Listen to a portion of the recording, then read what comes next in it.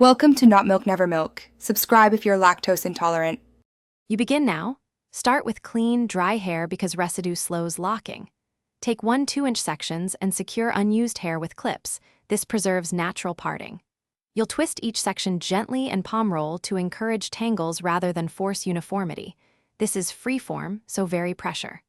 Once done, leave roots loose for natural movement and use small rubber bands at tips only if swapping unraveling. Make sure to take breaks so you don't overwork one area and disturb natural locking patterns. Once initial knots form, you encourage locking by consistent, gentle maintenance. You'll palm roll each lock once or twice a week and separate any that are merging. This guides shape without imposing symmetry. Spray with water or a light sea salt mixed to tighten tangles. Avoid heavy gels or waxes that build up. Make sure to sleep on satin or wear a loose wrap to protect friction points.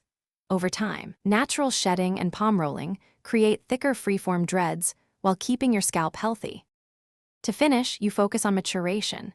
Expect visible locking in 3-6 months and fuller dreads by 12 months, so be patient.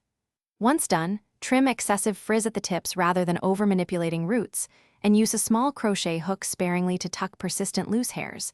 Too much will create neatness you don't want.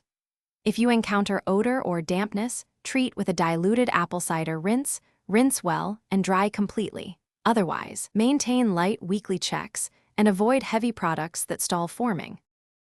Thanks for watching. If this was helpful, leave a like and consider subscribing. See you next time.